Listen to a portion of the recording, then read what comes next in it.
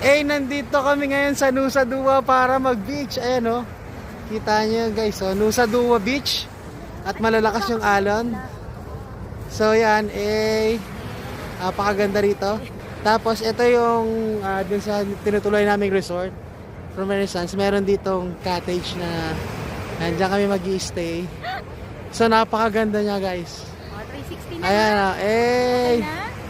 Pare, ano rin, Well, let's mga friendships tayo mag-swimming muna dito sa beach. Annalyn and Ray. We'll be beaching ourselves today. Cause we are beaches. Kayo, left. Ayan, tingin kayo dito guys. Annalyn! Annalyn, show up! Grabe oh!